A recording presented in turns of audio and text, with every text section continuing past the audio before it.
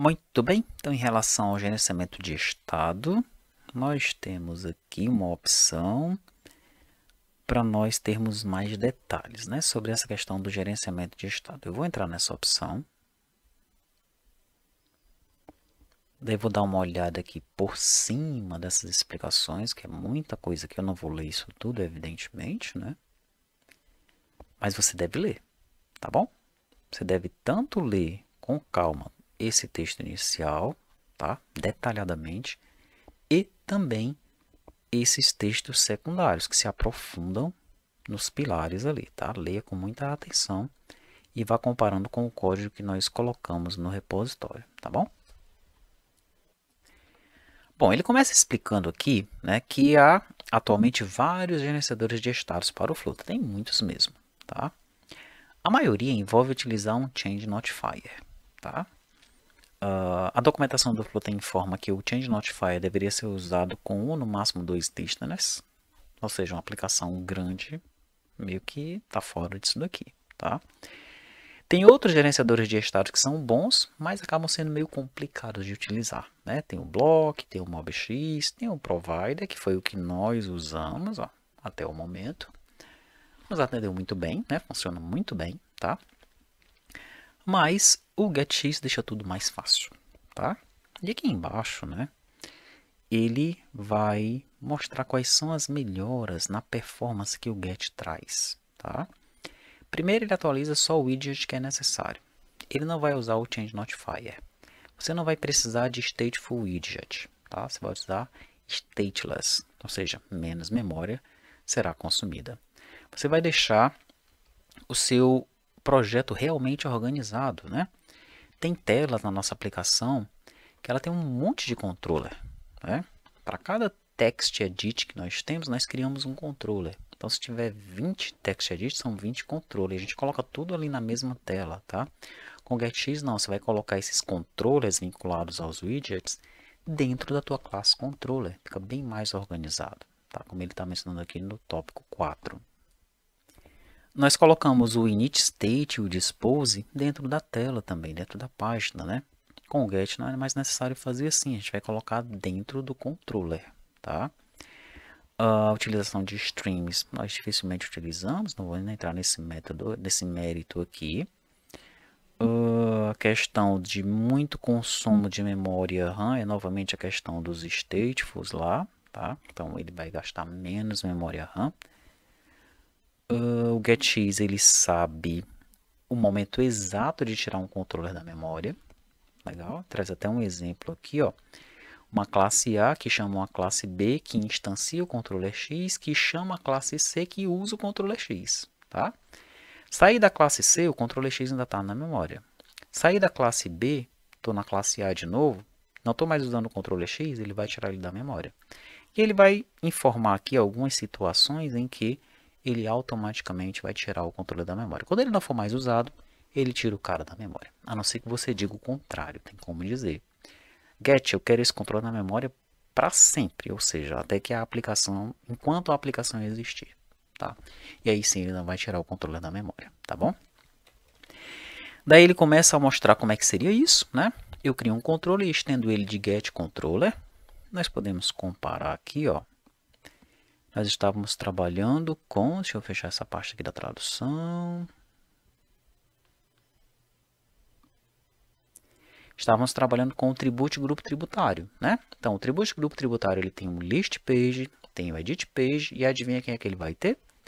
Ele vai ter um tribute grupo tributário controller. Beleza? Vamos abri-lo. Esse tribute grupo tributário controller aqui, ó, ele vai estender de quem? GetX controller. Exatamente como ele está informando aqui, ó. Aqui tem um get controller, né? Aqui a gente está estendendo de getX controller, que é a versão mais recente do getX, tá? Perfeito. Aqui ele está mostrando como é que funcionaria o contador, né? A aplicação do contador. Olha como ela fica menor, tá? Você deve ter feito o exercício lá de como fazer o contador utilizando o get, né? Fica bem pequeno, tá? E fica fácil de manter. No nosso caso aqui, ó, nós estamos declarando todas as variáveis que nós vamos utilizar, tá? Mas eu não vou entrar muito no mérito de explicar esse controle agora não, tá bom? Eu vou comparando de acordo com o que ele está mostrando na documentação ali, para a gente não confundir muito as bolas, tá? Deixa eu ir descendo aqui. Em algum momento ele menciona que é melhor você utilizar os bindings, tá? E você já sabe que nós temos bindings aqui, ó, tá? No momento oportuno eu vou entrar neles para explicar o que são esses bindings, tá certo? Vamos descendo aqui. Se você precisar usar o seu controller em vários outros lugares, basta você utilizar um get.find e procurar por aquele controller e você vai encontrá-lo, tá? O que aconteceu aqui conosco na list page, eu já herdei de getView pegando o controller, e ele sabe quem é o controller já, ó. Quando eu vou nesse controller aqui, ele sabe que é esse controller que eu estou utilizando. Mas na edit page eu não herdei de getView, a edit page é um stateless, tá? O que é que eu fiz então? Eu dei um get.find, encontre para mim o controller desse tipo, esse tribute grupo tributário controller. Ele encontrou e colocou nessa variável para eu utilizar dentro da minha página, tá? Exatamente o que ele está mencionando aqui, ó. Tá bom? Get.find. Descendo então, opa, descendo mais um pouquinho aqui. Sem stateful widget, olha só. Usar stateful widget significa guardar o estado de telas inteiras sem necessidade. Mesmo porque se você precisa recarregar minimamente algum widget, você vai incorporá-lo num desses caras aí, que vai ser outro stateful widget, tá? A classe stateful widget é maior que a stateless, porque vai alocar mais memória.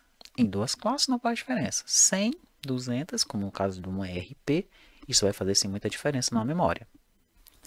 O que ele vai dizer aqui é que é bem melhor, né, caso necessário, que você tenha um onInit e um onClose dentro do seu controller. Vamos dar uma olhada no nosso controller aqui. Nós temos isso aqui no controller aqui, né? Normalmente eu ponho lá no final. Tem sim, ó. Tem um onInit aqui, onde eu carrego os parâmetros da Bootstrap, né? Nós fazemos isso também dentro da nossa tela, lá na versão anterior, tá? Só que isso fica dentro da página, dentro da tela, né? Aqui está dentro do controller, tá? E no onClose eu estou descartando os meus controllers, ó. Deixa o código bem mais limpo, bem mais organizado, né? Ok, daí ele vem trazendo aqui uma notinha que você pode ler com mais calma depois. O propósito desse pacote é precisamente dar uma solução completa para a navegação de rotas, gerenciamento de dependência e estados, usando o mínimo possível de dependências, com um alto grau de desacoplamento. O GET envolve em todas as APIs de baixo e alto nível dentro de si mesmo, para ter certeza que você irá trabalhar com o mínimo possível de acoplamento. Nós centralizamos tudo em um único pacote. Dessa forma, você pode colocar somente widgets na sua view, e o controller pode ter só lógica de negócio, sem depender de nenhum elemento da view.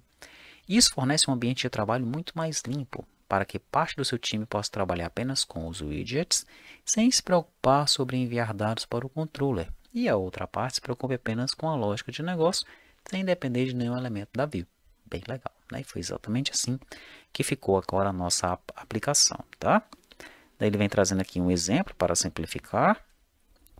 Ele vai mencionar então que o onInit e o onClose vão ser chamados no momento oportuno. Você não deve chamar o método dispose dentro do controle, que ele não vai fazer nada. Ele vai obedecer o método onClose, né? E aí ele vai ser chamado quando o controle for removido da memória, e o que tiver lá dentro do onClose será executado, tá? Aqui é o ciclo de vida do controller. O onInit é executado quando ele é criado, o onClose quando ele é fechado para fazer mudança em preparação para o método delete.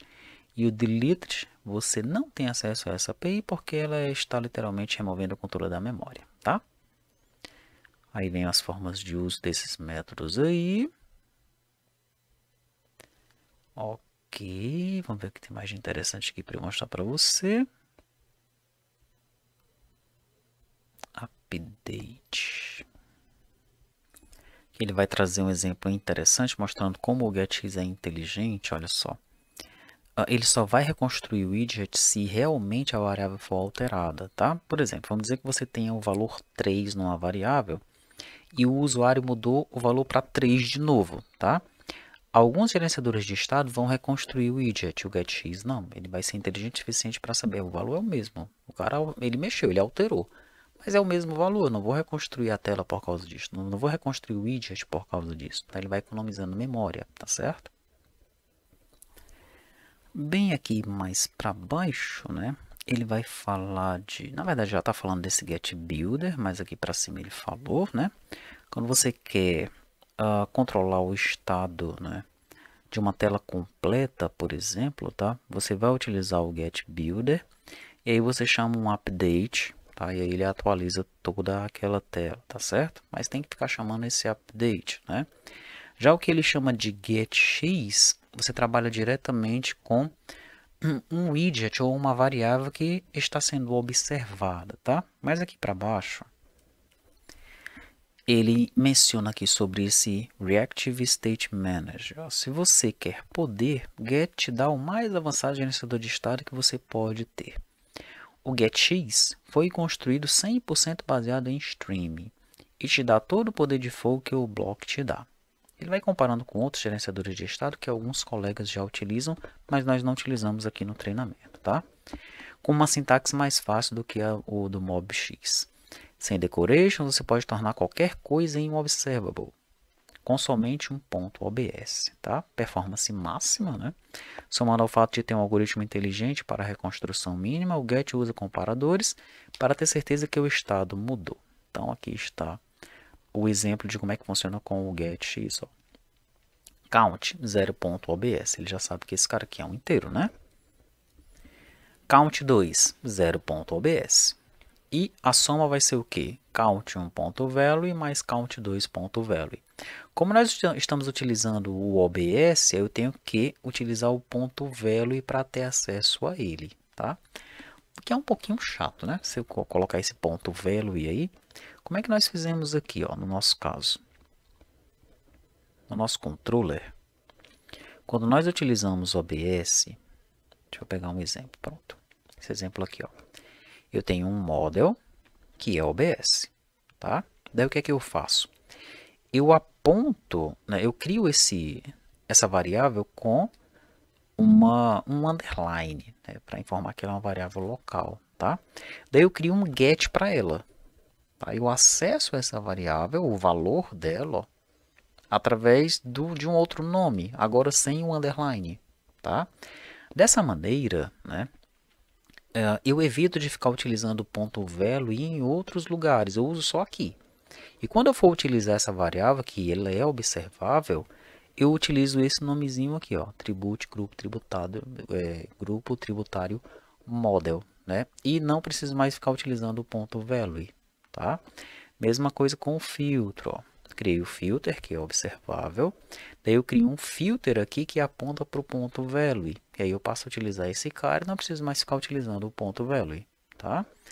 Deixa eu ver se tem algum exemplo aqui que não seja de objeto. Aqui são as células da PlutoRow. Né, não estou vendo. Mas vão ter alguns controles que vão ter, tá? Exemplo de string, de inteiro. Mas é a mesma questão, a mesma lógica, tá certo?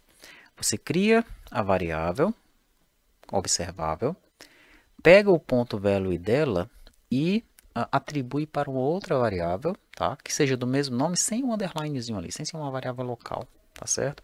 E aí tu passa a utilizar só esse carinha aqui, ó, que ele está apontando para o ponto value daquela outra, né? E dessa maneira você evita de ficar utilizando esse ponto value como ele está fazendo aqui, tá? Muito bem. Ok, aí ele vai explicar o que está acontecendo ali em cima, né? Mais aqui para baixo, ele vai trazer um exemplo, ó. O usuário é o usuário, imprime usuário.nome, usuário.idade é 23, usuário.rx.idade, esse rx aqui é para você ter acesso ao que, hein? Vamos ver aqui em cima. Ah, tá. Ele criou um RX usuário aqui, ó. Tá? Tem um usuário, dentro do usuário ele aponta para um RX usuário e chama ele de RX. Veja, porém, que ele usou o mesmo esquema que eu fiz ali, ó. Ele criou um nome, tá? E apontou para o value do nome do RX, tá? Então, se eu chamar para o usuário.nome, ele vai pegar aqui, ó, o nome do RX usuário, ó, usuário.nome, tá? Daí não é necessário você ficar sempre utilizando .value se você utilizar essa estratégia aqui, que é o que nós utilizamos ali no nosso controller, tá bom? Trabalhando com listas, ó, basta você colocar a lista.obs, né?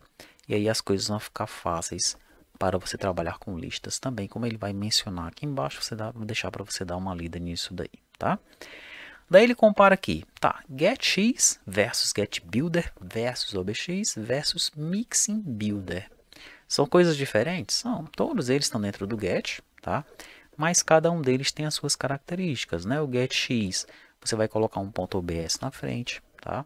O GetBuilder, você não vai colocar o ponto .obs, mas tem que deixar ele dentro de um GetBuilder e tem que chamar o update. O OBX, você cria tipo um widget chamado OBX, e sempre que os valores do controle forem atualizados, ele vai atualizar tudo que tiver dentro daquele OBX, tá? E esse carinha aqui eu não utilizei, mas é quando você quer misturar, tá? Aqui para baixo ele vai explicar para que é que ele serve, tá bom?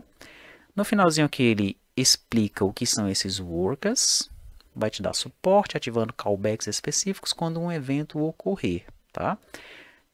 Ever, once, debounce e interval. E aqui ele vai explicar o que é cada um deles. Eu também não utilizei isso aqui na nossa aplicação, mas é interessante que você saiba como é que isso aqui funciona, tá bom? Muito bem, então aqui nós chegamos no final da documentação dessa parte de gerenciamento de estado. À primeira vista pode parecer um pouquinho complicado, tá? E é, né? Pois tudo que você ainda não domina no primeiro contato, isso aqui é meio difícil, é meio complicado, tá? Mas basta que você leia com calma e preste atenção em como nós implementamos e também pratique, tá?